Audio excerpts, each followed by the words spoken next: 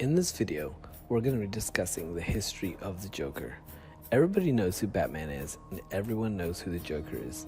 That is because the rivalry between the Joker and Batman is the most iconic supervillain superhero matchup in history. He is also the most feared supervillain within the DC universe. Other supervillains tell each other Joker stories around the proverbial campfire. Before learning more about the Joker, hit that subscribe button and the notification as well, and you'll be notified of all the future uploads. Let's get started. When it comes to the Joker, things aren't so simple. So beginning with a quick fact about the Joker's name, background, etc., it's a little difficult. In fact, it just so happens that his identity is unknown. Throughout all the comics, his true name and background are never revealed. All his personal records are non-existent, making him even more dangerous. On April 25th, 2019, we celebrated 79 years since the Joker's first appearance in Batman #1 in 1940. It's crazy to think how much the Joker has not only become a pivotal part of the Dark Knight mythos, but also part of the pulp culture in general. The Joker was ideated by Batman creators Bob Kane and Bill Finger, as well as artist Jerry Robinson in 1940, meaning he has practically been around just as long as the Dark Knight himself, over 75 years. Known for his unusual appearance and outlandish crimes, his unique relationship with Batman, the Joker is one of those obscure characters in the DC universe.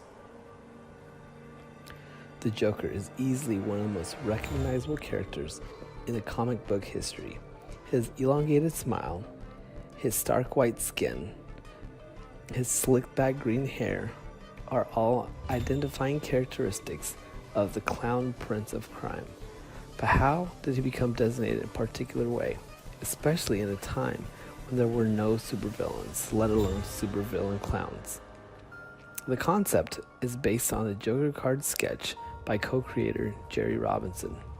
Co-creator Bob Kane confirmed the inspiration in a 1994 interview with fellow comic writer Frank Levis that Bill Finger had a book with photograph of Conrad Veidt and showed it to me and said, "Here's the Joker." Batman made his debut in Detective Comics number 27 in 1939. However, due to the overwhelming popularity, The Dark Knight received his own series in April 1940, co-starring the boy wonder Robin. The first issue, Batman #1, made many introductions into the Batman lore, introducing Catwoman, then known as the Cat and the Joker, two characters who've gone to the staple in the Dark Knight's pantheon. Batman's first encounter with the Joker proved how deadly the supervillain would be, for he had set the infamous Joker's toxin loose across Gotham. Kane and Finger originally planned on killing the Joker in the debut issue, with the killer clown accidentally stabbing himself in the chest, but a veto by then editor Whitney Ellison saved the villain. The veto was a fortuitous moment for the character, without which the clown prince of crime would have never become Batman's arch nemesis. The Dark Knight's nearly 80-year history would be fundamentally different. The Joker's origin is the biggest mystery of all comic books, having never been given a full, definitive origin story. However, it is not to say the writers haven't tried their hand at it.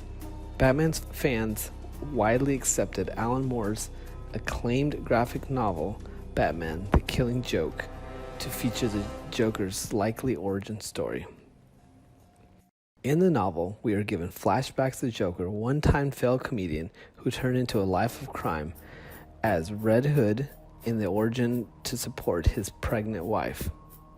Unfortunately, due to a run-in with the Batman, Red Hood leaped into a chemical vat to escape, therefore disfiguring himself.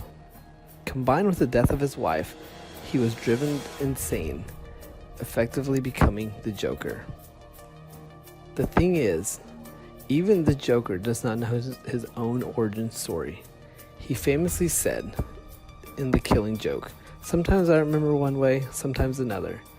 If I'm gonna have a pass, I prefer to be a multiple choice. No one knows the Joker's real name. It is widely believed to be Jack Napier, a name in Tim Burton's Batman as well as Batman the Animated Series. Heath Ledger was Christopher Nolan's first choice for The Dark Knight. In Hollywood, it's not often that directors get exactly what they want when it comes to casting. Despite Heath Ledger's initial reluctance to take the role, the Joker in Christopher Nolan's The Dark Knight, he eventually folded after the director convinced him of the part. Sadly, Ledger never got to see his lasting impact and magnitude of performance as he passed away before the film's release. Heath Ledger's take on the Joker was truly astounding. He was known to stay in character in full makeup on set. His ability to get in the mind of the Joker was seen many times throughout The Dark Knight. However, his role required him to go to dark places before filming. He locked himself in a hotel for a month so he became completely isolated. Ledger's performance of the Joker led many to speculate that the role brought him down a deep, dark, twisted path into the mind of a character. But in the documentary, I Am Heath Ledger, friends and family members dispute this and say it was the opposite.